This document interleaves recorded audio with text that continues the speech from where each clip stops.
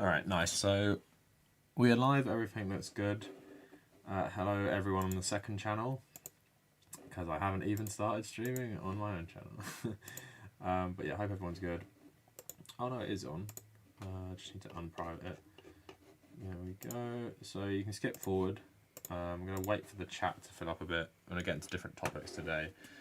But yeah, hope everyone's good so far. Hope everyone's been enjoying my weird content lately as well.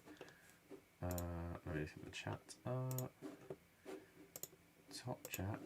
And when you're ready, everyone, put a W in the chat if you can hear me. Oh, on here. Put a W in the chat if you can hear me. Alright, next the chat will be on this side. Let me just check if the sound's working as well. Oh yeah, I need to tweet it out as well. Sorry about this. There's a lot. People on the second channel, there's a lot of stuff you got to do when you're getting ready to stream. So I have to put some music on as well, just while I stream. Probably some cyberpunk or something. Oh yeah, like the video if you're in as well. That always helps. Just helps people see it. Oh come on.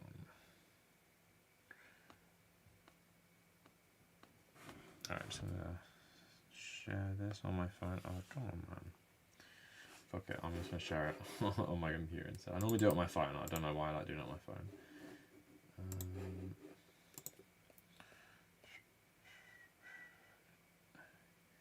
But yeah, thanks to everyone who is subscribed to the second channel.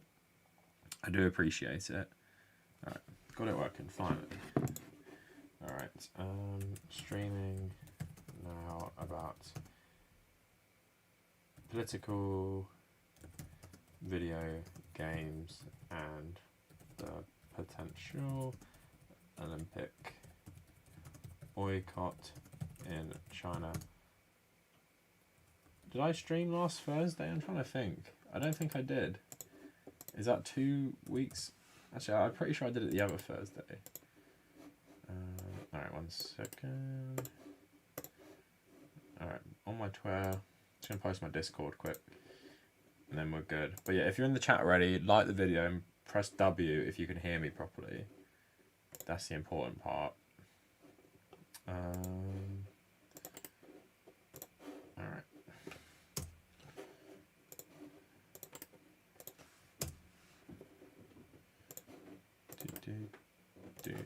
Alright, all ready now. Lovely and ready. I like it. How does it look at the moment? But yeah, wait for some more people to get in, then we can stream. Couldn't really think of anything to talk about today, actually. I was racking my brain a bit, and I was like, okay, let's do the political video game topic. And then, because people seem to like that, and also I get a lot of pushback. Hopefully we'll find some of the comments. I've been getting them lately, telling me like, oh, you can't have politics in games and stuff. But we'll talk about it in a sec. Obviously trying to work at China's Olympics. Yeah, but post W if you can hear me okay. I think it's working. Okay, yeah, it's working fine. Sorry, I'm just on his icon. Let's get the stream chat on the main thing. Ooh.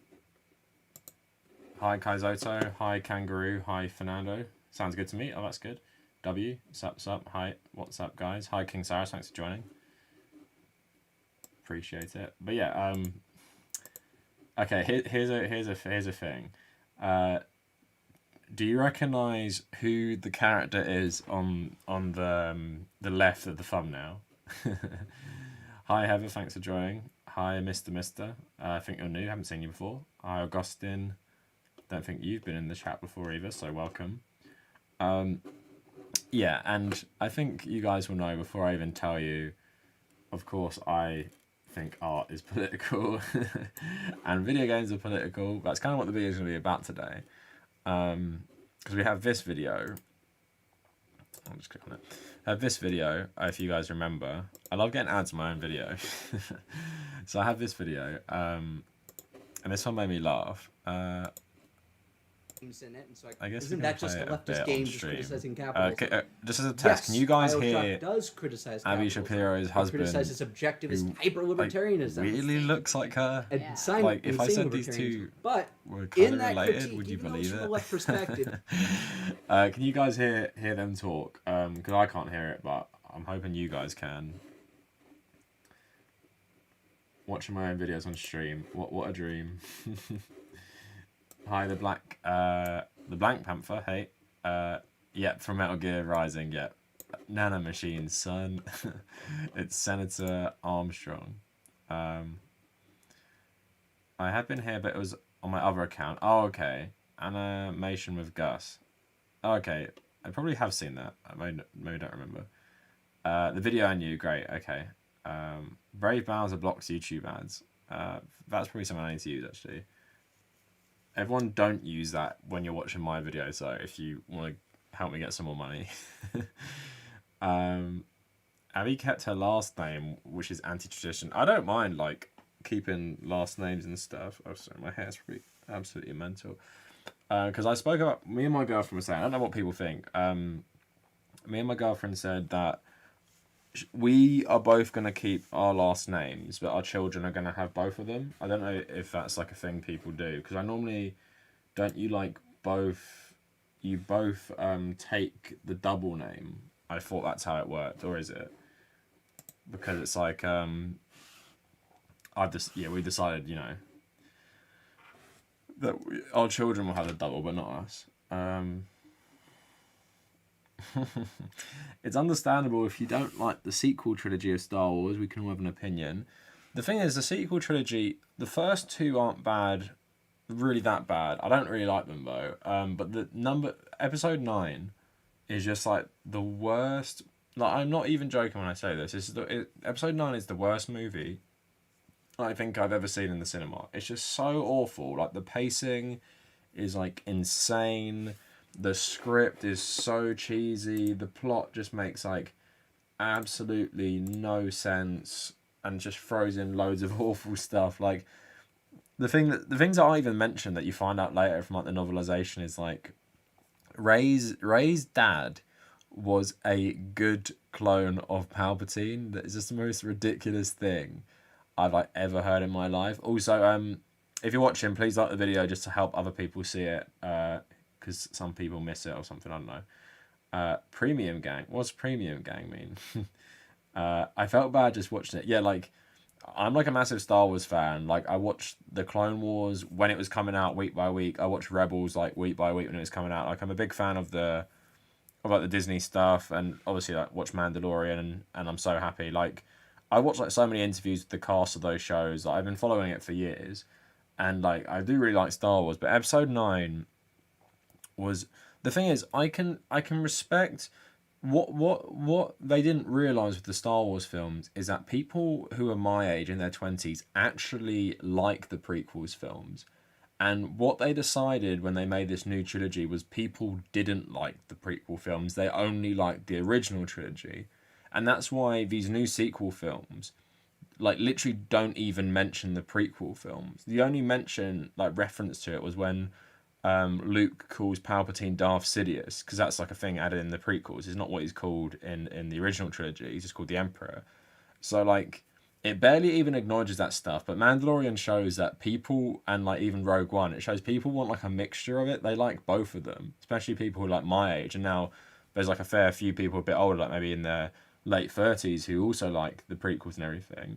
So it's kind of like a massive miscalculation. But episode 9 was just so fundamentally bad as a film. Like, I understand if you like Last Jedi and episode 7, like they just work on like a film level, like basic, you know, narrative structure and stuff. But episode 9 is just so ridiculous, and it's literally like a fan fiction in all the worst ways. It's like Reddit and prequel memes got together and wrote the script for that film. I literally could not believe what I was watching, and I've it made me afterwards.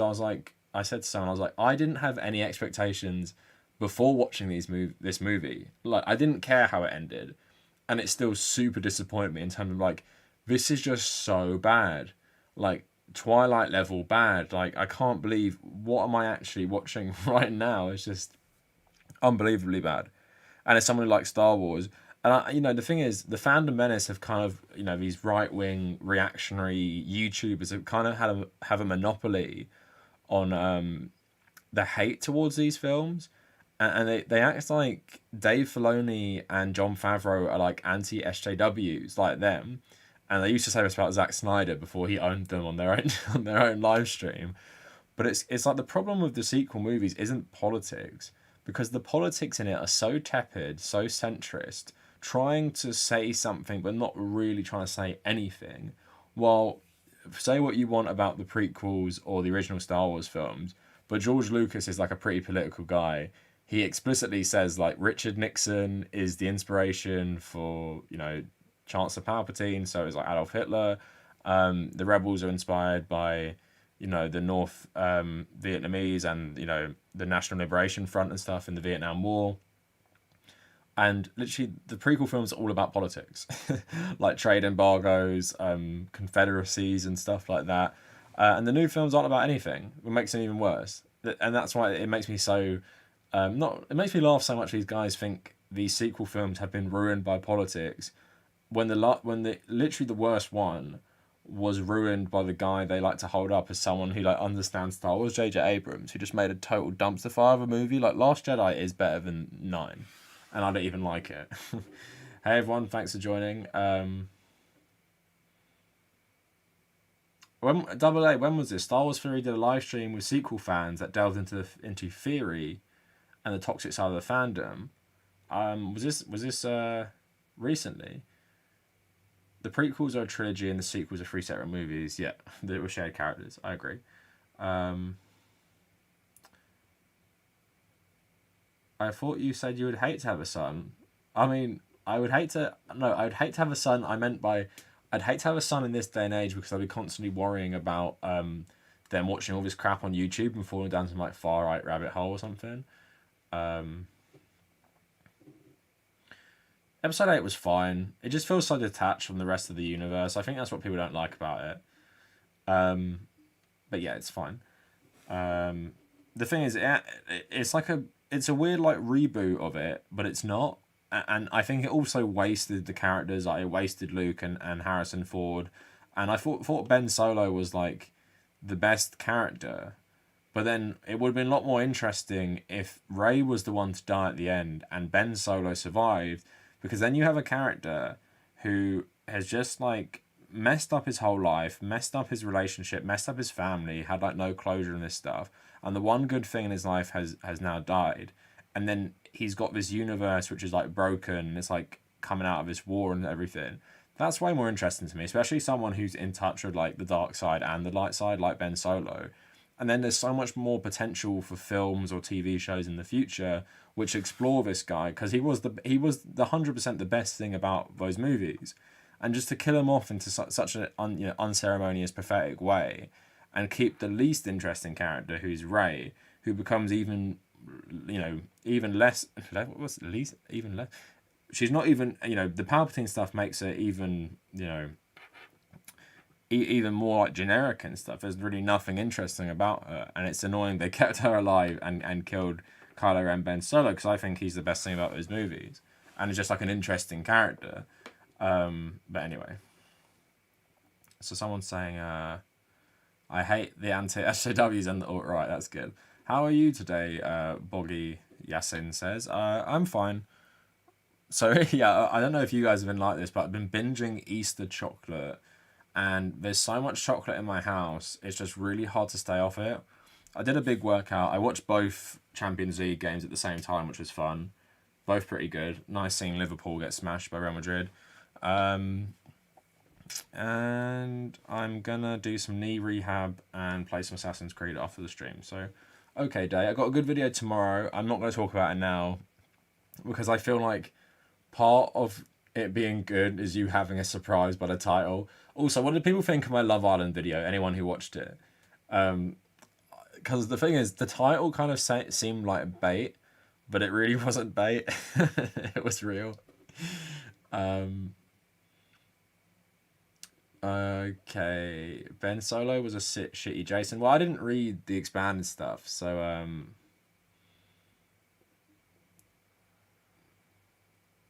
I'd say the last 4 episodes of the Clone Wars were my favorite Star Wars things ever, and I liked it more than Mandalorian 1 and 2. I liked it so much.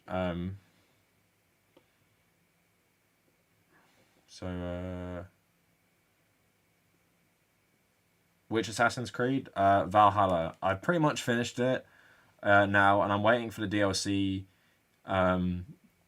that takes you to Ireland, because I've never played a video game set in Ireland. So I'm really excited, obviously, because I'm Irish as well.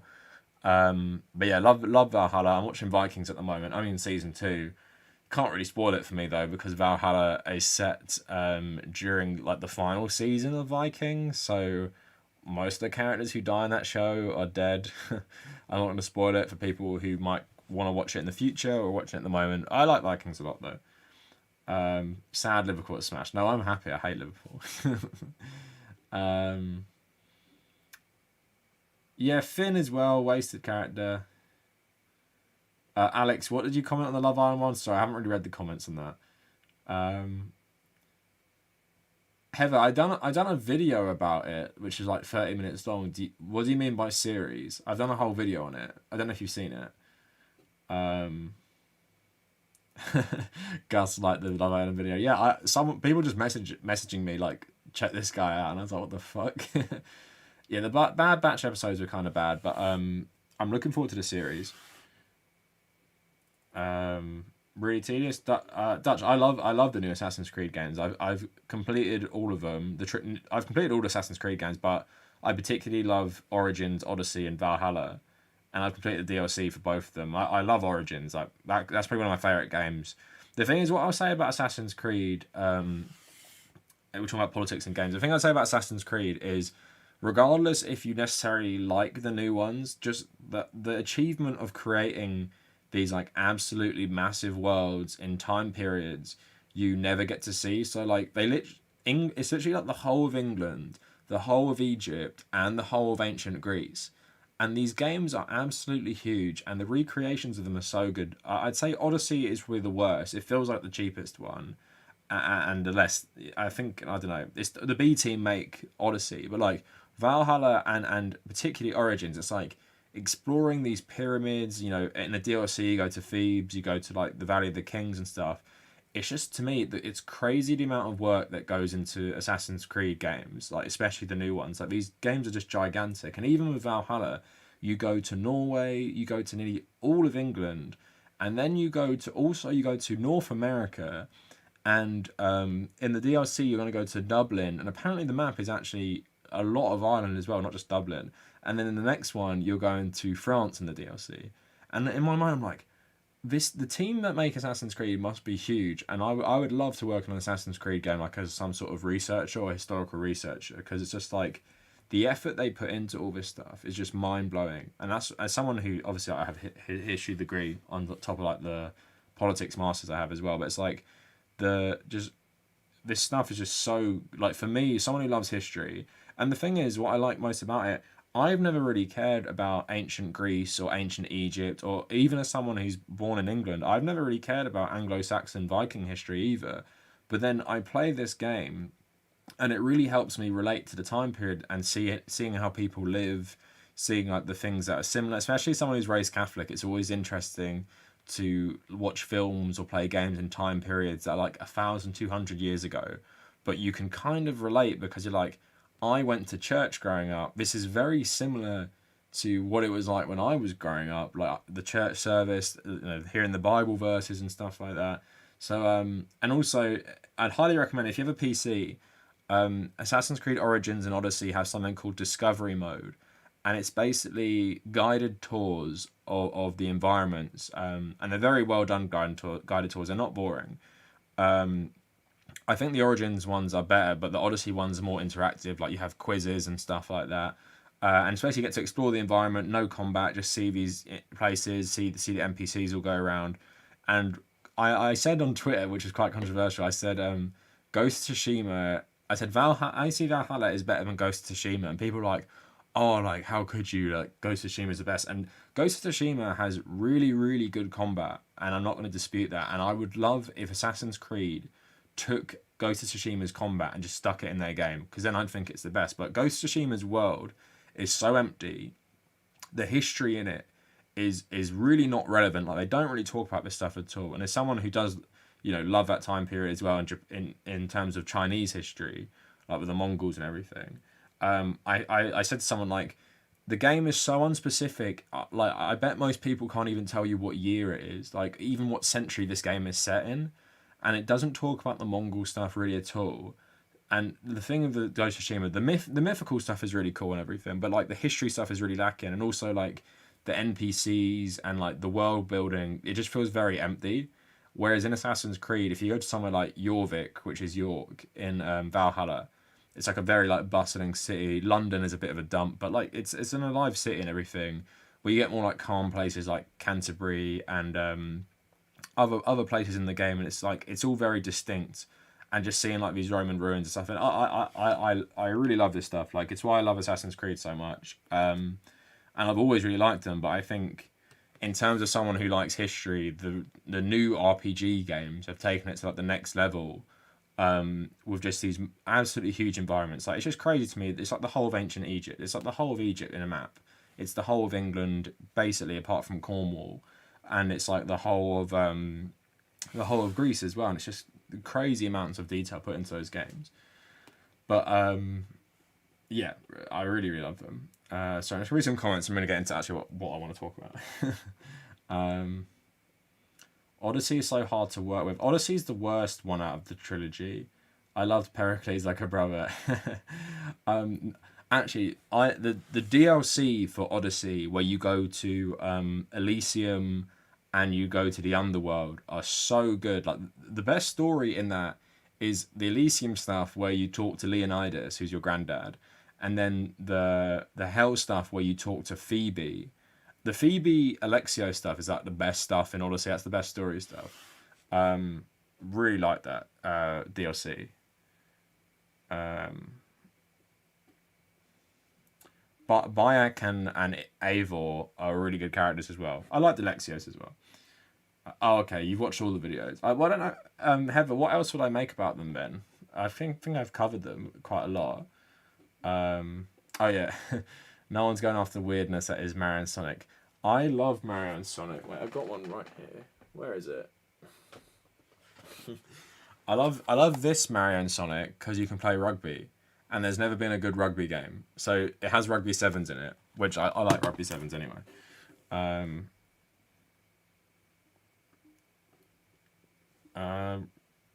Sending the screenshot in the Discord. Okay, thanks, Alex. Do I like horror games? The only horror games I've played are Resident Evil, and I completed 4 on my Switch during my commute in the summer to work. I completed 5 with one of my friends. Really good co-op experience. I've also played some Dead Space 3 as well, which is pretty scary. I know it's not even meant to be the scary one. Generally, I don't like horror, and I've been playing some Doom 3, and Doom 3 is more like horror than the other Doom games. So generally, I don't like horror games. Like, you're never going to get me playing Outlast or like Resident Evil 7. But some games which like get your heart rate up and stuff, yeah, definitely. Do I like Star Wars memes? I mean, prequel memes are good and everything. How late am I? You're not late. I haven't started yet, Spooky Kitty, so don't worry. All right, let's go into the video, right? So a lot of the pushback I got to this video, if you guys haven't watched it, basically is, all right, where should I play it from? I'm going to play you some of it. It's Abby Shapiro and her husband, who's like some lawyer for some weird like far right Christian or like religious organization. I don't know, or like some patriotic shit. Anyway, they were both they've been streaming BioShock. And it's really funny how they describe it. Wait, I'm gonna get up. All right, listen to this, guys. In the chat, please tell me if you can't hear it. It happened to be that we were talking at the office about BioShock a few weeks ago and about the themes in it. And so, like, isn't that just a leftist game just criticizing capitalism? Yes, BioShock does criticize capitalism. It criticizes objectivist hyper-libertarianism. Insane libertarianism. Insane libertarianism. But in that critique, even though it's from a left perspective, it actually opens the door to considering conservatism and how it rounds out things in that hyper-libertarian depiction in Bioshock, and how a lot of the problems in the society of Rapture in Bioshock have a conservative answer for how you avoid going that wrong. Now, I've watched most of this stream. All right, go ahead. And one thing I've noticed is these... I'll say, if I can take the controls from it. One of my favorite things is just you walk in. Also, I love how she doesn't actually play games. Just and walk he keeps in, taking the controller and then Andrew Ryan is just staring down at you. And you have a good sense of the Art Deco that's going to be beaten over your head the entire game. Just, I don't know, these moments are what made Bioshock games as art. And I'm here to ask you a question. Is a man not entitled to the sweat of his brow? No, says the man in Washington, it belongs to the poor. No, says the man in the Vatican, it belongs to God. No, says the man in Moscow, it belongs to everyone. I rejected those answers. Instead, I chose something different. Oh no, we're getting an ad. I chose the... Whoops. On my own video. I'll mute it for you. You don't have to listen. Alright, we're back. I chose Rapture. Ooh. City where the artist would not be a Yeah, the where the cinematography in this scientist game would not is be bound by so petty choice. morality, Yeah. where the great would not be constrained by the small. And with the sweat of your brow, Rapture can become your city as well. And I love that they do this because it shows what it should have been and what it was briefly, and then throughout the rest of the game, you're seeing what it Keep turned watching for a into. bit longer. Oh, yeah. So, one last thing among the commentaries. So, first chapter was about introducing you to the world of Rapture and Steinman and that whole narrative of like the aesthetics and kind of like an Icarus thing. You know, Icarus flew too close to the sun, melted his wings, fell down. This society with Adam can remake man in any form physically, and that power without any limits led to just a complete degeneration. You know, Babel style. You also go up so high you end up destroying yourself. So you see how people get turned into physical, grotesque monsters. But I will point out we have here the great... Anyway, I'll leave that there for a bit. Basically, what this video was about is I found it so amazing how these two can play Bioshock, which is about Ayn Rand, like individualism / libertarianism, and through their playthrough, they don't mention Ayn Rand like once at all. And I was like researching for the video, and I was thinking like you know, I know a lot of conservatives like Ayn Rand, Paul Ryan, weirdly, you know, Ryan, Rand Paul, Donald Trump, allegedly. And it's just crazy to me. It's like, okay, they like them. But then I was researching some Daily Wire stuff, and there's been some videos by like Daily Wire people talking about how that Ayn Rand's social ideology was bad, but her economic one is fine, or something like that. And I think Ben Shapiro also said something similar, because I wanted to include him in this video, but I couldn't, because I couldn't find him like explicitly praising Ayn Rand. He did praise her a bit, but basically a lot of people in this video were saying like, oh, you're thinking too deep, man. Like, I was getting some crazy comments telling me, like, I'm gonna see if I can find some, that basically Bioshock isn't actually about Ayn Rand. And I said it's probably like one of the most on-the-nose examples of politics in games where it's not even subtle. I'm not saying it's like a bad game for doing this, but it's really not a subtle game in terms of politics, right? I'm going to go through them. I'm going to have a look if we can find it. But yeah, it's just, oh yeah. This is part of the discourse lately as well. Someone telling me that Che Guevara is like a massive murderer. I mean, he did kill like fascists and stuff. This stuff, like, you speak like someone with a grade school education. I don't even get these types of insults. Like, I clearly don't speak like poorly. I can speak like well. I can like construct an argument and stuff. And if he's talking about like my intellect and stuff, obviously I don't understand how I'm wrong in saying that conservatives don't understand politics in games. But yeah, this guy, this is what I was thinking. Like, seems like Abby's husband gets it, but employs mental gymnastics to reframe it in a way that suits his perspective, so he can continue liking it. Like, that is spot on, because that's exactly what I think when I was saying, like, there's no way this guy, who seems to be, I'm not going to call him intellectual, but he seems to be describing this game on a deeper level, right? Not just fun, I'm shooting lightning out of my hands and bashing people's heads in with a wrench. He's saying, like, the politics of this game, but for some reason, he can't bring himself to talk about Ayn Rand at all. And he's also saying that conservatism provides the answer to this, like, you know, I'm going to say conservative, economically conservative ideology and stuff about, you know, lack of interference in free markets and stuff. I don't understand how conservatism fixes the world of rapture, but he seemed to say it does. Someone calling Ayn Rand Iron Rand.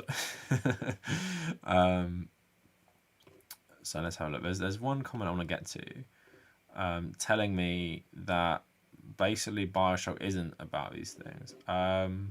Is it this one? So this one's quite funny. So everyone views things through a political lens, more specifically through their own lens. If both liberals and conservatives can connect a piece of art to themselves, that speaks to the piece's complexity and effectiveness. I don't think there's a right or wrong answer here. We're allowed to connect the art to ourselves. To ourselves, it doesn't make any definitive way. The thing is, like, I agree to this in some, like, aspect, but the main problem with a game like BioShock is, like I said, it's extremely on the nose. Like, you can, I guess you can look at certain characters, or maybe there's, like, other themes where you can talk about this stuff a bit more. But in general, like, you know, Andrew Ryan is obviously like a play on Ayn Rand, believes in the same ideology as Ayn Rand. Rapture obviously has, like, some biblical connotations and stuff, but also Atlas is another one of the bad guys. You know, Atlas Shrugged, and then the themes of it all are just so, like, it's so, like, apparent. It's like you can't read it. It's not like, I'm trying to think of another game, but there's not many ways to read BioShock. I don't think. I don't know if people disagree with that, but okay. Whereas I think, let's talk about something more abstract, like a film like Blade Runner or Blade Runner 2049, where, like, there's key things the director is trying to get through to you, but maybe we can have a conversation on what the overall message of the film is. Whereas I think something like BioShock is all about, like, free will, individualism, Ayn Rand style free market capitalism, right? Those are, like, the core themes of BioShock. And what happens to society that, like, this is its driving ideology? It turns into a complete hellhole, and that's the message of the game, right?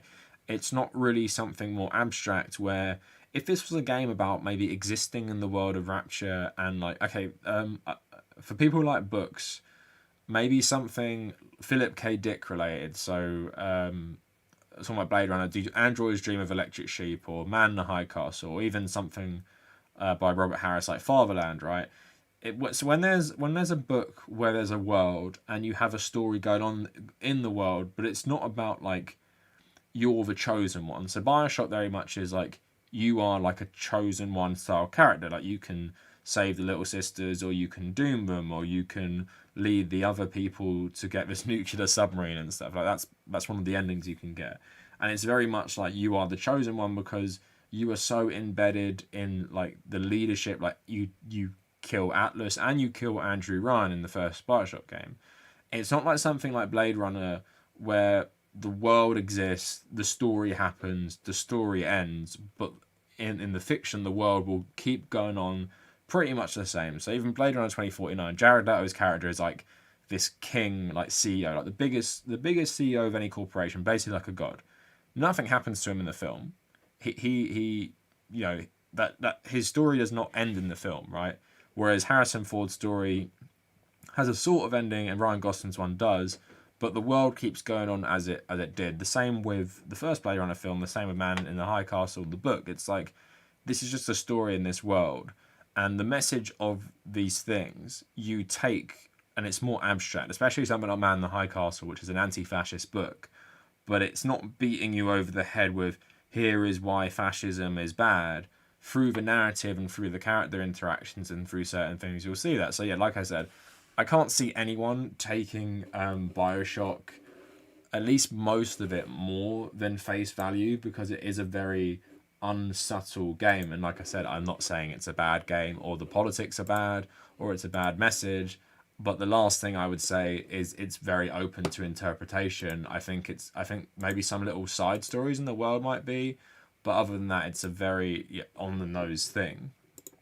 So let's take some comments. Bioshock 1 and 2 are masterpieces. Well, I like 2 a lot, but the politics of it is really, really weird and seems to like go against the politics of the first game. I remember someone said you're a communist. I mean, I don't care if people say that. I've explained why I'm not strictly like a communist, but like I'm leftist, anti-capitalist, so people can call me a communist if I want. So, all right. So let me just. All right. Let's read some more comments here. Oh wait, sorry, my chat is messing up. One sec.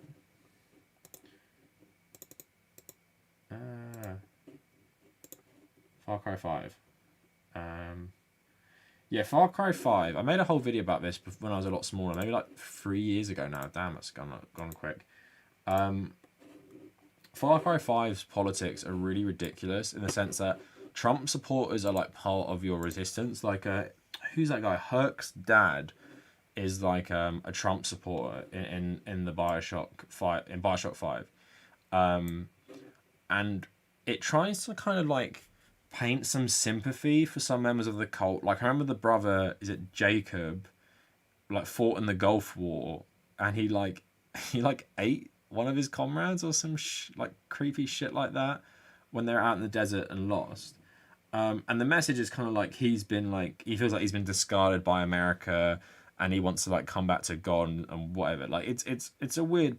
The politics of that game are very, very weird. It's how you say nothing basically in a game which should be dealing about gun culture, dealing about Christian conservatism in America and stuff. It can be all those things, where it chooses to say nothing. And what actually really gets me about Ubisoft games as like political games, like they like to pretend they're not political Ubisoft games. So if you remember when the Division 2 came out, they're like not political, right? Even though the game is about like global pandemic, authoritarian agency which you're a part of. It's about people who had the guns forming these groups that take over various sections of DC and New York and stuff. But the one thing that gets me is like Watch Dogs is a very political series, right? And it never gets like any of the scrutiny. Like there's a character in Watch Dogs 1 who's a baddie called like Iraq, who fought in Iraq, and he kind of talks about being discarded by the US military, and then a lot of it is about like surveillance state and like corporations and shit like that. So that kind of gets a pass. People don't really talk about these games being political. I wouldn't say Watch Dogs has like anything super profound to say, but I especially enjoyed the first one's like overall message. I think the second one's kind of crap. Like it's way too wacky and over the top. Sorry, I think I'm getting hay fever. My eyes are really itchy. All right, so let's see some more comments on the thing. So there's one who's telling me. All right, this was funny. Some conservatives saying we do understand it. It's just a fun game, which, by the way, takes itself too serious. I don't know if it's saying doesn't take itself too seriously given its cartoony appearance. Bioshock's not really that cartoony, especially for the time. Yeah, I don't know, weird one.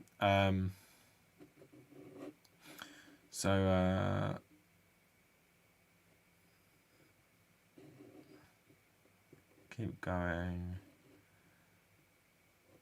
Alright, Bioshock is just a game with a cool story. Most things aren't really meant to be critiques of anything. They are just entertainment.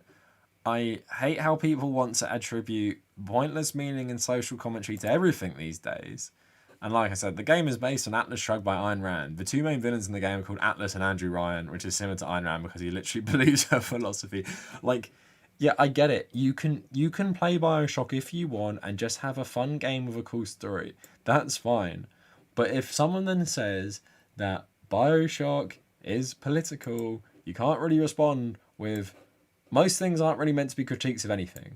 When, you know, the game is literally based on Atlas Shrugged by Ayn Rand. There's literally a character called Atlas Andrew Ryan. Like, come on. Like, I'm not talking about Super Mario Maker or something. Like, who the hell cares? Brew, it's a good game. I mean, you can like the game if you're conservative and stuff.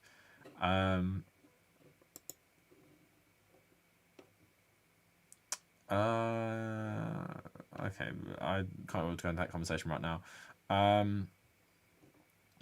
People also mad I said Metal Gear Solid was left wing. So let's see if I can find. Basically, right wingers think Metal Gear Solid is right wing because in Metal Gear Solid 5 and 3 you fight the Soviet Union. Not noticing that like Snake is like following the boss's will and wants to make a borderless utopia for soldiers, where Zero wants to make like a borderless world. It's kind of like a Templars versus like Assassins ideology, and it's like people like shit like this, right? Snake. That's not too bad, huh? Yeah, right. I'm not even worthy of polishing his boots. Don't be so modest. From where I'm standing, your men see you as a great man. As great as the century's most complete human being. That's Sartre, right? Well, there's hardly been a more iconic figure of his times than Che. Oh, he was more than that. He was a true revolutionary and a great warrior. I'm with you there. Can you believe that when he first went to Cuba with Fidel, they had only 12 guys with them? But they rallied. They brought in new recruits, won the support of the peasants, expanded their organization. And in the end, they overthrew the Batista regime. But keep that one in the forefront. Alright, so people are trying to tell me Metal Gear Solid isn't like left wing when it has multiple characters talking about how much they love the Cuban Revolution. And some people responded to me and said, well, like, alright, those are just characters though, right? Like, they're just characters who like the Cuban Revolution and they like Che Guevara. That doesn't mean Hideo Kojima likes Che Guevara. But I would say someone like Kazuhiro Miller is like one of the few Japanese characters in Metal Gear Solid, like main Japanese characters, right? And in the game, he talks about growing up in Japan, how much the bombing affected him, what his mum had him with like she was an underage prostitute, had him he was a child of like a U.S. Marine stationed there, and then he also talks about Che Guevara going rogue on a diplomatic visit to Japan to visit the Hiroshima Survivors Hospital, right? A guy who is extremely anti-nuke and is left wing anyway, if he is specifically going out of his way to tell you Che Guevara was not only a good person, but he actually said this to Japanese people about nuclear weapons, there's no way the guy who created this game isn't left wing. And that's just like one example. If you play like any of the Metal Gear Solid games, it's like a constant reoccurring theme, like anti-nuclear weapons, anti-war, anti-imperialism, anti-capitalism. The whole plot of Metal Gear Solid 5, as convoluted as it is, it's about how colonialism has spread the English language everywhere to such a degree it's erasing culture, right? It's directly linking Western colonialism by the US and the UK, spreading the English language so much and creating such a hegemony around the world through like the capitalist order and stuff. People are abandoning their own languages and cultures to try and assimilate to this stuff to, maybe participate more in the global economic system and stuff. So yeah, it's quite like an amazing take to think like Metal Gear Solid is simply right wing because the Soviet Union is an enemy. But can I also remind you that the CIA are the main bad guys in Metal Gear Solid Peace Walker, where the US government are the bad guys in Metal Gear Solid 1 and 2. So it's like, it's not like he's just demonizing the Soviets, and you can be left wing and not like the Soviet Union. That's like fair enough and stuff. So it's just like, yeah, it's always funny to me. People think these games are either right wing or don't have political messages in them. Like, I just don't understand the logic behind that stuff. And here's the thing, right? Like, I can watch a film with a political message that is not very similar to my own. And okay, in the chat, has anyone seen this movie? I watched it the other night with my girlfriend. Has anyone seen this movie? I want to talk about it quick. We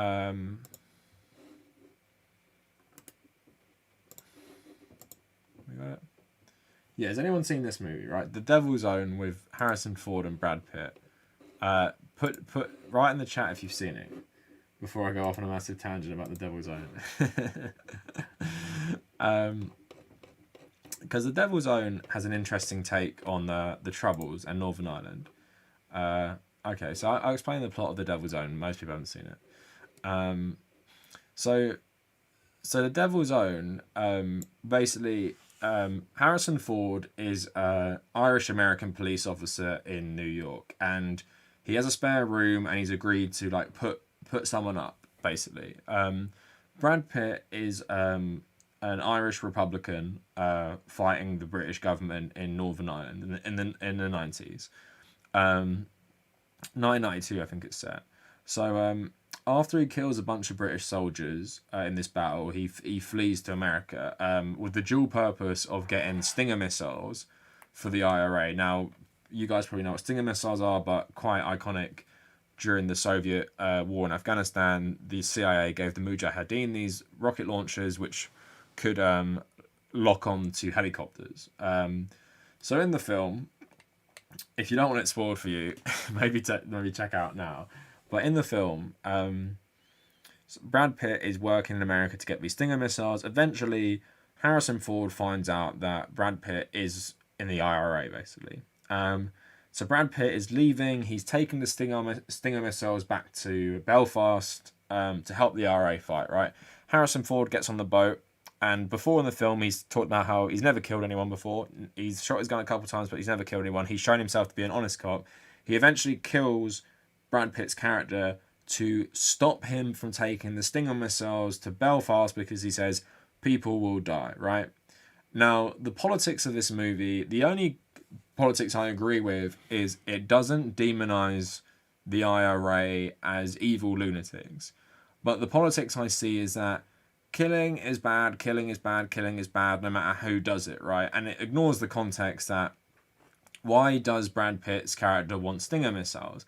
And also the broader context is, right, here we have the CIA giving Stinger missiles, and they actually celebrated it today on Twitter, giving Stinger missiles to the Mujahideen to shoot down Soviet helicopters. And that helped bring about the end of that conflict, right? But in this movie, giving Stinger missiles to the IRA to shoot down British helicopters is bad because more people will die. And this is set in 1992. This is 6 years before the conflict actually ends. But maybe if we're going to look at it another way, if it worked for the Mujahideen having the access to these weapons to shoot down Soviet helicopters to speed up the process of that war ending, then I could look at it another way, that giving Stinger missiles to the IRA might have sped up the peace talks because they would have been so scared of the Irish Republican Army having more firepower. So that's a film that has a really, really weird political message, right? Political message I necessarily don't agree with, but I can watch the film, take some parts I like out of it, and then just be like, but that was still very weird. But what I feel like conservatives do is when they find out something is like explicitly left wing, they immediately don't want anything to do with it and don't think that has any value. Like Mel Gibson films are weirdly religious and shit, but like, okay, I appreciate Hacksaw Ridge to some extent for like the stuff it deals with, like, which is quite unique and everything. And I appreciate the action scenes in that film and everything. Yeah, Rubber Cable. I'm not saying the IRA did use Stinger missiles. The plot of the film is Brad Pitt is trying to get Stinger missiles for the IRA. If the IRA all had Stinger missiles, I'm sure the conflict would would have ended a lot quicker if they're shooting out down British helicopters and stuff. And yeah, what you said is true, but that's not the only way the IRA fought against the British. But yeah, like the thing is, I don't think conservatives, because they're so knee-jerk, when they find out something is like inherently like left wing, they think it has no purpose. Or if the thing is, they have to know it beforehand, because it's like you can imagine a lot of conservatives watching Parasite and being like, oh, that's a fun movie, not realizing it's obviously like anti-capitalist message and everything. There's other stuff like that, but like I'm saying, like with good art, you can appreciate art no matter what the perspective, if it's got something that's worth listening to. So the new Watchmen, I don't know if you watched on HBO, not new now, came out like a year and a bit ago, is written by like a libertarian person, but like I thought it was very, very good. The talking about the Tulsa Race Massacre and everything like that, I thought it was a very, very good show.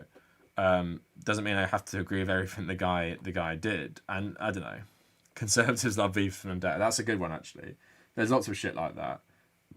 All right, so yeah, to conclude this little segment, I want to talk about the Olympics as well. To conclude it is just like you guys will know, I'm a channel that analyzes video games and the political message of video games. You can enjoy video games on multiple levels. You can enjoy films on multiple levels. If you want to watch Blade Runner, if you want to play BioShock, if you want to play Metal Gear Solid, and just have fun and enjoy the gameplay and enjoy the story, you're totally allowed to do that. If you also want to analyze media because it has inherent and explicit political messages, then that is also fine. And video games are allowed to have these messages, because I don't understand why just because you play them and they're interactive, people think they shouldn't have politics. But also, like we saw with Call of Duty Black Ops Cold War, when the marketing came out with Yuri Bezmenov and Ronald Reagan, conservatives loved it. They're like, oh, based. Yuri Bezmenov in my Call of Duty, Ronald Reagan in my Call of Duty, awesome. But when it's a game which is way more left-leaning, they get totally outraged and call it like SJW propaganda, because really, conservatives don't care about politics in games as long as it conforms to their own politics. Like, they'll love Call of Duty, the neoconservative politics of many Call of Duty games. They love the historical revisionism and, the sanitization of things like the American Special Forces. But, as soon as it's outwardly left-leaning, or just like The Last of Us 2 having one woman character who's quite muscly, a lesbian couple, and a trans person, apparently that's too political for them, just because representation and everything is, apparently political. So I'll just leave it there. It's pretty ridiculous. Now, I was going to talk about Matt Gaetz, or however you say it. I think I'll leave that, though. There's something else I want to talk about, this tweet made me laugh. I don't know if anyone saw it. Does anyone want to respect my grandma?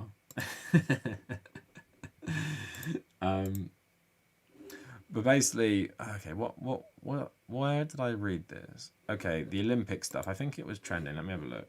Oh, here we go. Sportico. Is there anything? All right, let's read it from this one.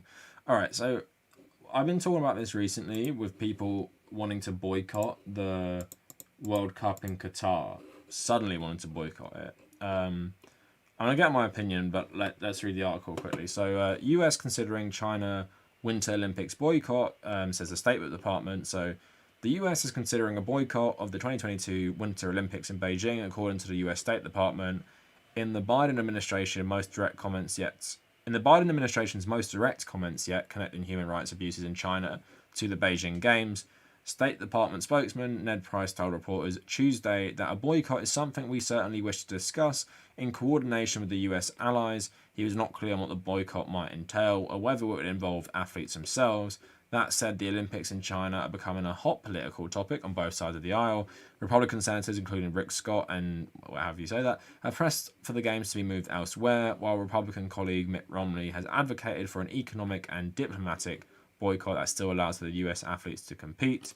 The Biden administration has repeatedly called the Chinese treatment of its Uyghur minority a genocide and has promised to hold the government accountable for its actions. So it's unclear if the boycott discussions would include athletes or if it's more of a hybrid proposed by Romney in the New York Times op-ed last month. It's also unclear how much authority the US government has to determine Team USA's participation. The US Olympic and Paralympic Committee is a private entity that does not receive direct funding from the government. A representative for the organisation didn't immediately respond to requests for the comment. and the US State Department didn't immediately respond to requests for clarity. Team USA referred to a statement from February which they opposed boycotts because they unjustly punish athletes. So that's pretty much it for the story. I'll skip the quote, but let's see. It's worth reading. We've consistently said when it comes to our concerns with the government in Beijing, including Beijing's egregious human rights violations, its conduct of genocide in the case of Zhang Jing, what the United States does is meaningful, and what the US does will have an impact. But everything that we do that brings along our allies and partners will have more influence with Beijing. So that is why the Department of State, as part of our thinking on the Beijing Olympics, is engaging with partners with allies to coordinate closely on decisions and approaches to the government in Beijing. So I have many thoughts on this. And of course, boycott Olympics is nothing new. It feels like we're back in the Cold War again. The US boycotted the Moscow Olympics. The USSR boycotted the American Olympics. It was at LA. Which way around is it? 1980 and 1984 or something like that. My grandma.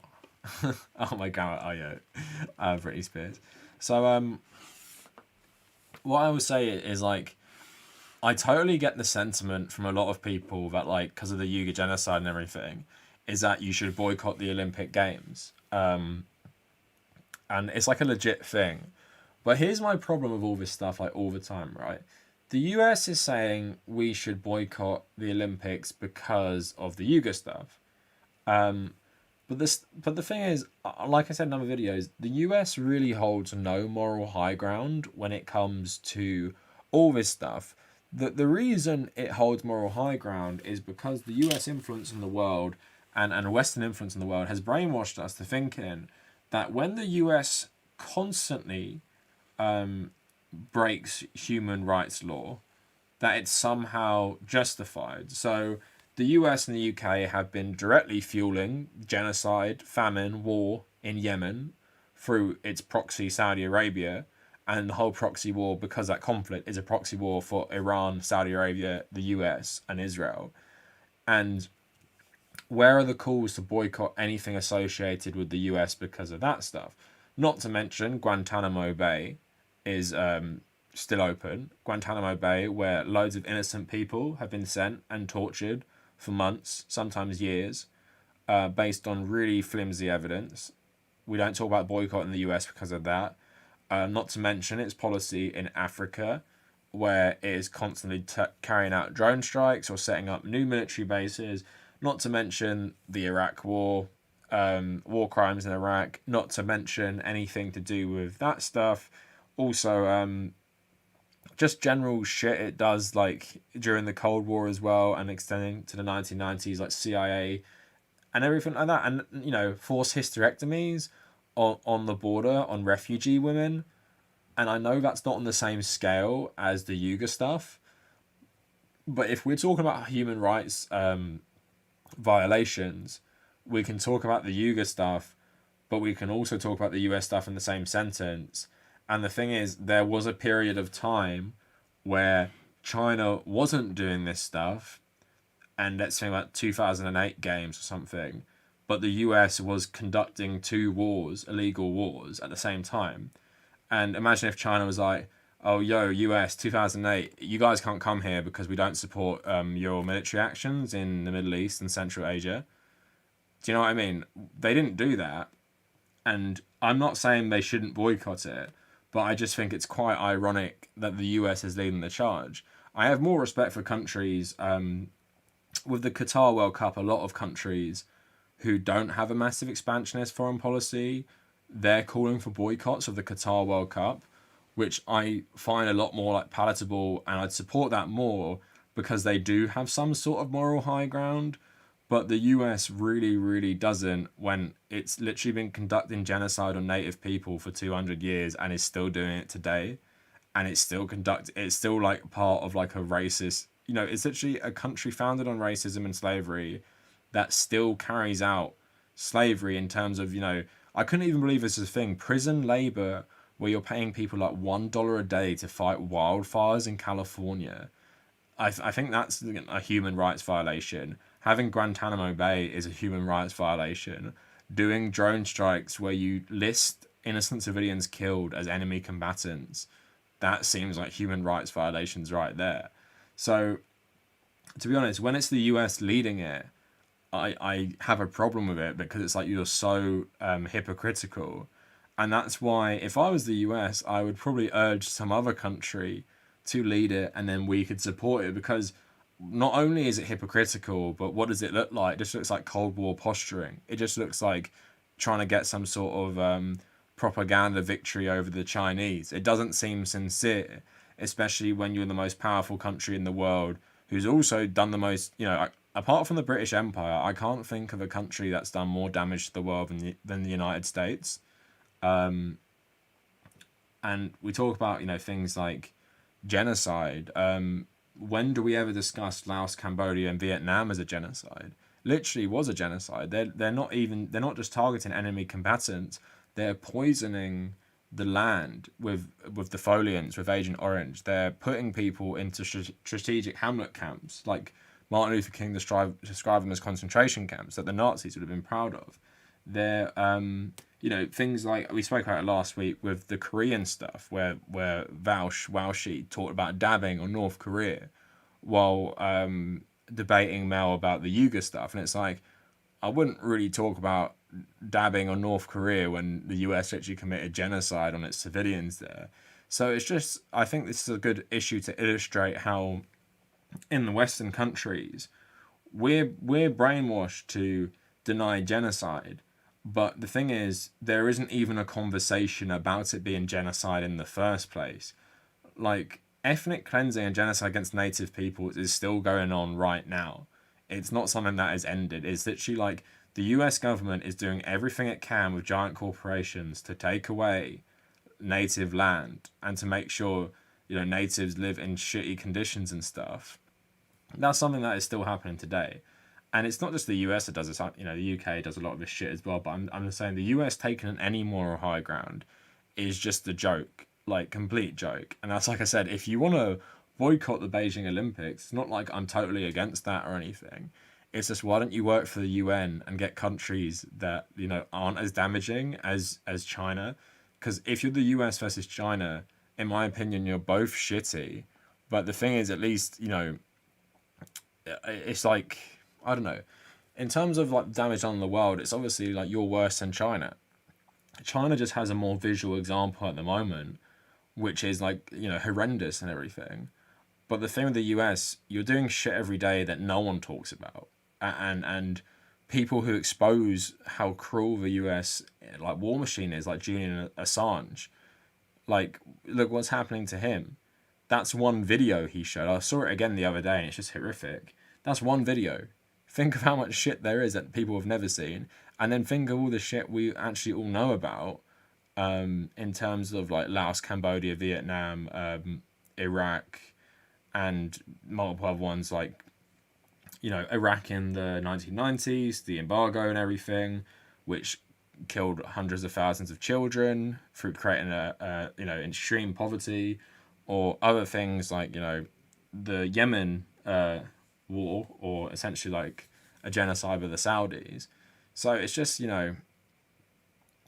it's just crazy to me, like, the US ever thinks that, but it speaks to US power in things like the UN and stuff, where they can frame the conversation and people will agree with it, where it's like, we're the good guys, boycott the Olympics. But I'm sure if China led some sort of block boycotting the next American sporting event, they would probably wonder why, like, they're even doing it. Like, we're not like you and stuff. So, people telling me to play Spec Ops: The Line and Shell Shock Nam 67. I've never played Shell Shock. I played Spec Ops.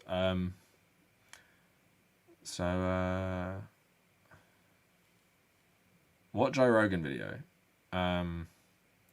6 Days in Fallujah, whitewashing, denial. Yeah, if you boycott Israel, every concern. That's the thing. Boycotting China is fine, but boycotting Israel makes you an anti-Semite. But boycotting China doesn't make you like anti-Chinese or anti-Asian or something. I don't know.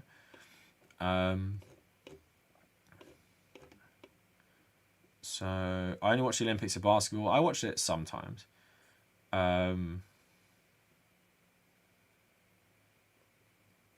Wait. America did what? I don't know what you're asking. What are you asking me about? Turbo Toph? 21 years in Afghanistan so far. Yep. Yeah, we should also boycott World Cup 2026 in the USA. They've supported several genocides. But that won't happen, will it? That's the thing.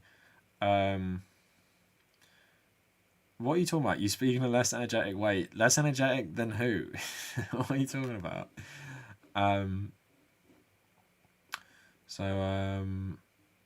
Yeah, I just find it extremely hypocritical. And it's something in general, like, frustrates me about sometimes. Wait, Turbo Toph, what stuff are you talking about? Like, American stuff? What stuff specifically? In your content? What do you... Yeah, but Boggy, what do you mean I'm less energetic? Less energetic than who? I'm not, like, not energetic. I'm not going to be like, hey, it's your boy Kavanackle coming at you with another video. That's not me. Yeah, I don't know. Less energetic than who? Like, I don't understand this stuff you're saying to me. But you didn't take your cocaine. I am quite tired today, to be fair. But, like, so, okay, I had a debate in class regarding Wall Street and stocks, and we asked the question, if you could foul snap the brokers of Wall Street from existence, would you? I'm interested in your opinion. I mean, like, that's a very short-term solution. Is killing stockbrokers going to solve global capitalism? I think it's kind of like a redundant point. Obviously, I'd love a lot of them to be put in prison for crashing the economy, especially the older ones who are more powerful. I don't think Thanos snapping stockbrokers is in one... It's only one stock exchange. You have the London one and you have, like, the Hong Kong one and stuff. Like, it's not going to change anything. Oh, okay, Dan Crenshaw. I'm not even going to bother. I know you do international news, but do you think you could cover the Flint update that Status Quo is covering when it comes out?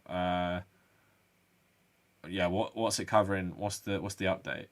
Boggy, you don't have to say sorry. I'm just asking what are you talking about? So what country do I think should lead this boycott? I mean, any country that isn't like a proper imperialist state.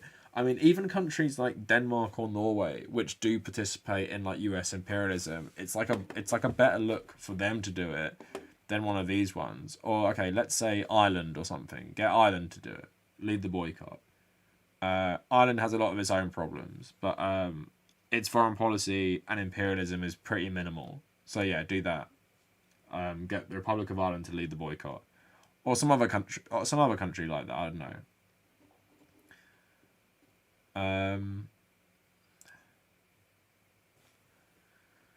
Yeah, Wall Street is a symptom of a bigger problem. Let's snap humanity. Let's just snap all humanity. I haven't seen The Foreigner. What is The Foreigner about? What do I think of tankies? Oh, okay, Tophus, you're making a joke. All right. Rubber cable. I wouldn't say Holland or the Netherlands. Maybe. What do I think of tankies? Yeah, the thing of tankies, I spoke about this last week. It's a bit like a redundant point for me. Is that someone was like, go make a video on weird tanky communities, and I was like, the thing with tankies is tankies aren't infiltrating law enforcement and infiltrating the army. Tankies have no institutional power in Western states. Even socialists don't even have any power. So extreme hard left, like tankies who love, Mao's China in the 60s and North Korea, I mean, doesn't really bother me too much, to be honest. Like, I mean, it's bad, a lot of it. Like, I'm not telling them it's wrong. But also what I think is important sometimes with tankies, especially tankies who are not from Western countries, is you've got to understand why they might be like that. And I think the thing is, well, it's the thing with the Mel stuff is like, when she was debating Vouch, I was like, okay, I don't really understand what her position is on, like, Yuga things and everything, but she's from Korea, and saying shit like, oh, you hate Korea because you like China or some crap like that, it's just, like, frustrating, because it's like, even if Mel is, like, the worst tanky ever, or, like, whatever, you've got to try and understand where these people are coming from, because, white leftists like to rehab, like when someone leaves the alt-right and becomes like a liberal leftist YouTuber, people take that at face value and want that to happen, but somehow when it's like a non-Western tanky, they think they're irredeemable or something. Anyway, tankies, yeah, so fringe, irrelevant, not worth your time even getting pissed off about, really, to be honest.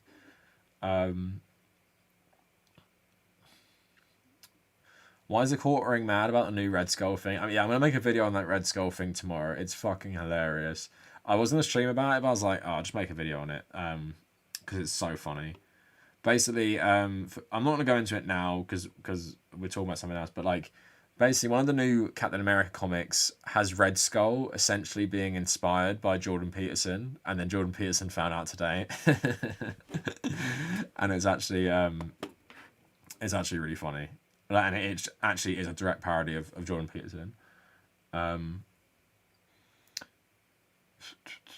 Sam was saying, whatever country you pick, the Communist Party in China will do their whataboutism speech about the country. I mean, you could make that argument, but I'd say the US is so blatantly a human rights violator. I mean, what would you say to Ireland? Like, oh yeah, some of you used to be part of the British Empire, but then a lot of you also fought it. And then obviously, Ireland also has this crap as well. Like, it'd be kind of hypocritical for the Chinese to come against the Irish, because look, I tweeted this the other day. Look, it's the Chinese Communist Party commemorating the Easter Rising in China. Yeah, they're commemorating the Easter Rising in Ireland in China. So I would say it's not so bad. Alright. Where's my chat gone? Sorry. Sorry, I've got two screens going. Sometimes the mouse gets lost in between them. Get the chat up. Brexit won't do that, but of course, like, because that was the main thing, wasn't the Good Friday Agreement. But apparently at the moment, like, there's a lot of riots in Northern Ireland. I just hope it speeds up unification. It's the main thing. Red Lobster, more like Red Skull. IRA is the best murals. Yeah, they're pretty good. The propaganda they used to paint everywhere. Do you believe in all cops are bastards? Bad? Yeah. Briefly, there's been a lot of shit going on in the UK with policemen at the moment, brutalising protesters. I actually know someone who got pretty beaten up by cops. If the police were good at all, you'd have mass resignations and whistleblowers. Not seeing any of that, and that just sums it up for me. You can be a good cop, you can be a bad cop, you can treat people nicely when you're on duty, you can not, but probably 99% you're going to cover up for people who do bad stuff. And at the very least, when there is the brutalization of protesters peacefully protesting, and you're involved in it or you know about it, you're not coming out and exposing why these guys were treated so awfully. Therefore, you're bad. You're part of a bad system. So yeah, all cops are bad. Because you've sold out. You've sold out the people who are most like you for a paycheck and a pension. And a power trip as well.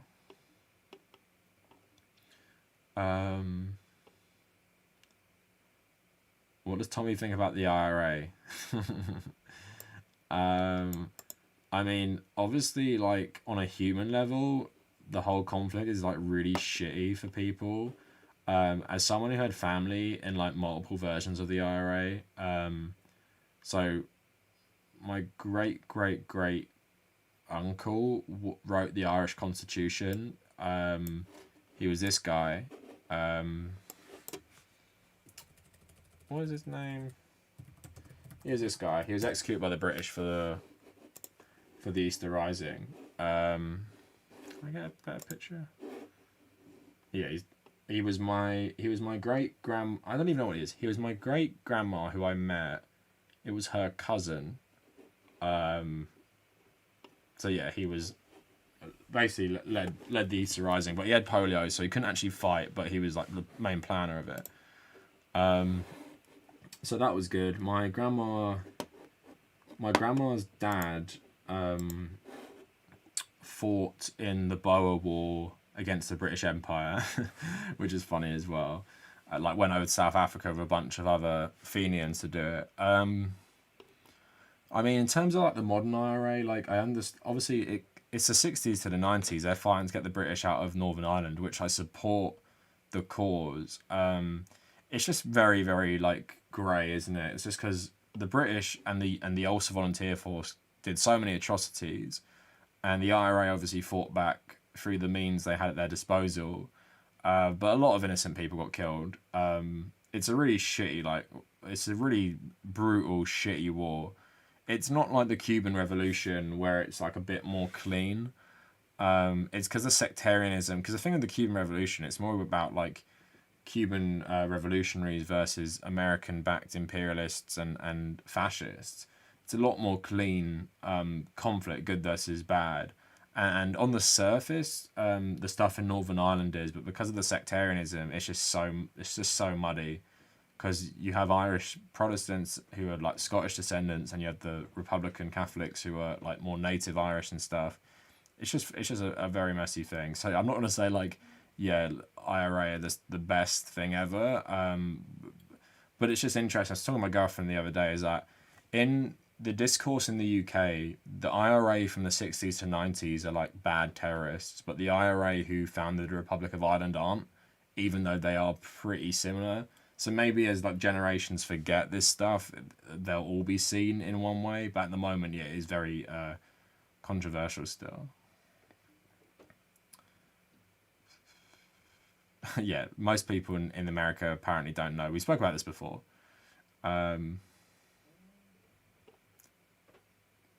Yeah, pump action musket. Protestants aren't going to be the majority much longer.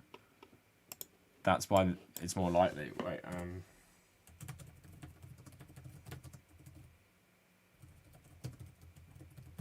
and find it.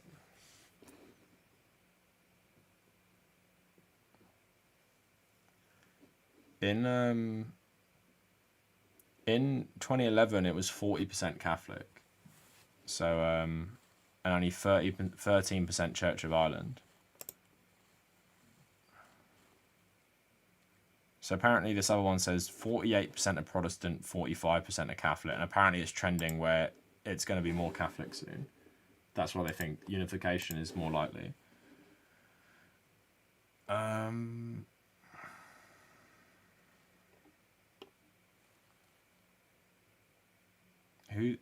Who's telling me, where's the cop bootlicker? Who's saying cops are good? Let's get them. Wait, is someone saying cops are good? I can't see it.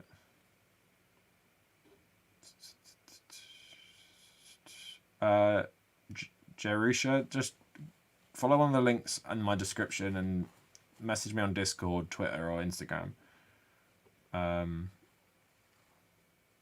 Was he the one executed in a chair? I don't really know. I don't think so. He was one of the last two who were executed. I mean, no one's saying police don't have to exist at all. Why don't we just do community policing? In my mind, why don't we make it like national service, and you've got to do it in your local community for like a year or something, so you're actually accountable to people, rather than like in the UK, sign up as a policeman in like South London and then go work in North London. Like, it makes no fucking sense.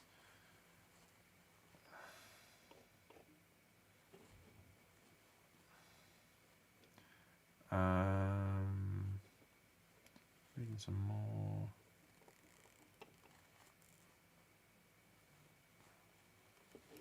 Debate what? Wait, what's happening? What are you guys talking about? Unless I'm saying wrong. Yeah, WM, I'd say play Bioshock. It's on sale on the Switch, and get all three of them for £15. That reminds me, I should probably do that. 1 and Infinite are pretty left-leaning, but they're just interesting games anyway.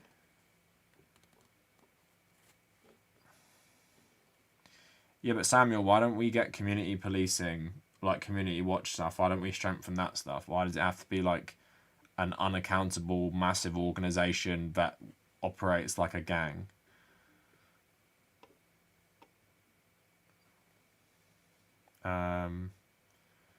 Yeah, Billy, British cops are moderate if you compare them to the absolute psychos that are the American police force. But I wouldn't say they're not violent.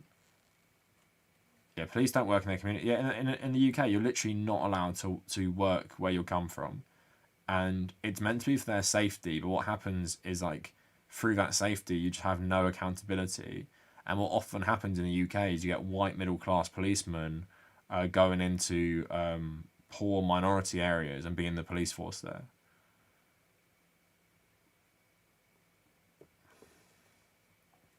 Yeah, so look at the recent protests, see how moderate the UK police are. Yeah, exactly. Yeah, we're saying, yeah, all cops are bad, but Samuel, can you give me an example of a police force that is run in the way I'm talking about? I'm talking about like a community watch, not necessarily a police force. Yeah, people to make you safe if there's a crazy guy running around, or if you've been attacked, you know, make you feel better and help you and stuff. It doesn't have to be a police in the way we understand it. And all cops are bastards at the moment is because the way we run our police creates this system where people aren't accountable, and it's in their best interest to cover up for each other and act really shitty. And they literally exist to protect private property. If you have community-led policing or community watch, like force or something, then their job is to keep the community safe and help the community, not protect property and go into poor areas where they're not from and brutalize people there. And if you're not ACAB in America, I can understand why people in the UK maybe are a bit more hesitant. At the moment, I can't really understand it because of all the shit that's going on. But you get some pretty chill policemen sometimes. But like I said, they're still part of a shitty system because they're still covering up shit. They're still going to be the one bashing your skull in when there's protests and stuff. But in America, it's literally, they literally are just like a violent gang. Like they're I'd say that in the UK they are as well, but in America it's just so blatant. Like police unions in America, like all loving Donald Trump, all just like loving, brutalizing. Like you get them on tape, loving, brutalizing protesters. They're not even smart enough to hide it, but there's no accountability. And also, American police are insanely militarized because they have crazy budgets, which small countries' militaries don't even get. And they also have a bunch of war on terror surplus shit they can use, so...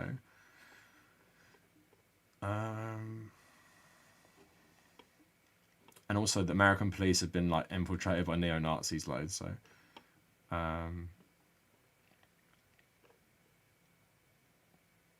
Yeah, you might have good cops, but, yeah. It's the institution.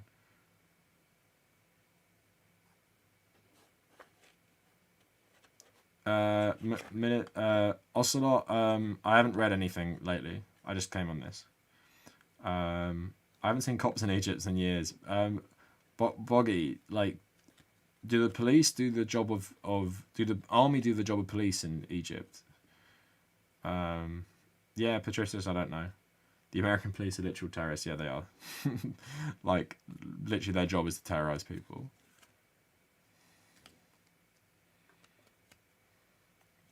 Yeah. Katie's saying about George Floyd. Yeah, because that's the thing. How many instances have you read? Like, the worst one was it like that autistic 13-year-old boy who was shot dead by police. It's like, why are you shooting dead children ever? If you shoot dead a child as a policeman, you should go to prison.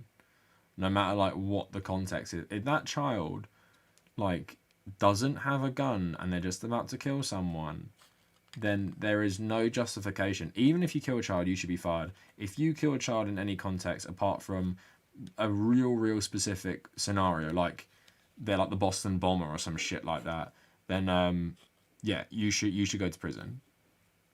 Somehow they never do, though. Like, everyone who was involved in that Tamir Rice stuff should have had life in prison, but they didn't.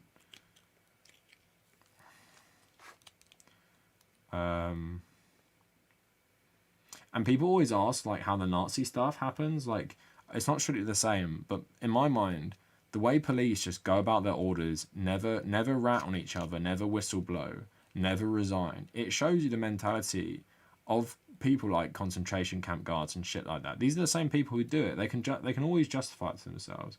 Those policemen who were beating women at those protests, they've justified it to themselves because they're not quitting.